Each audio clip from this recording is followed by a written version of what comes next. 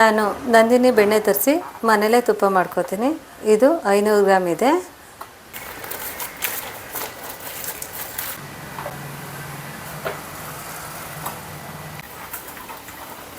ಕಾಯ್ತಾ ಇದೆ. ಅರ್ಧ ಕೆ ಜಿ ಬೆಣ್ಣೆಗೆ ನಾನು ಸ್ವಲ್ಪ ಜೀರಿಗೆ, ಮೆಂತ್ಯ, ಮೆಣಸು, ಬೆಳ್ಳುಳ್ಳಿ, ಕರಿಬೇವು, ಚಿಟಿಕೆ ಅರಿಶಿನ, ಅರ್ಧ ಕೆ ಜಿಗೆ ಎಲ್ಲ ಸ್ವಲ್ಪ ಸ್ವಲ್ಪ ತಗೊಂಡಿದ್ದೀನಿ. ಇದು ಹಾಕಿದ್ರೇ ತುಪ್ಪ ಒಳ್ಳೆ ಪರಿಮಳ ಬರುತ್ತೆ. ಬೆಣ್ಣೆ ಕರಗ್ತಾಯಿದೆ.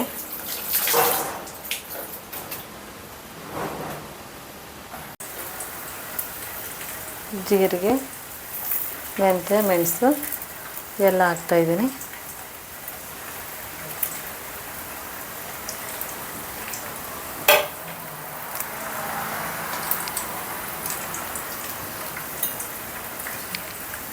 ಚಿಟಿಕೆ ಅರಿಶಿನ ಪುಡಿ,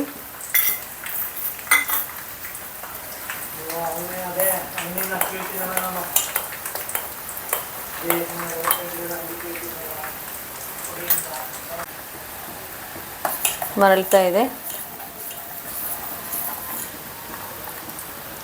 ಒಳ್ಳೆ ಪರಿಮಳ ಬರ್ತಾ ಇದೆ.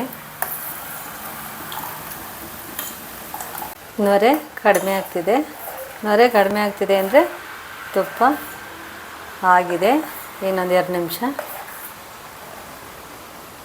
ತುಪ್ಪ ಆಗಿದೆ. ಇವಾಗ ಒಳ್ಳೆ ಪರಿಮಳ ಬರ್ತಾ ಇದೆ. ತುಪ್ಪನ ಸೋಸ್ತಾ ಇದ್ದೀನಿ.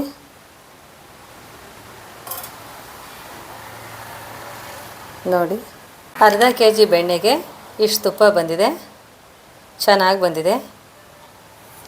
ನಾವು ಮನೇಲಿ ಬೆಣ್ಣೆ ಕರಗಿಸಿ ತುಪ್ಪ ಯಾವ ರೀತಿ ಮಾಡ್ತೀವಿ ಅದೇ ರೀತಿಯೇ ಬಂದಿದೆ. ಒಳ್ಳೆಯ ಪರಿಮಳ ಇದೆ.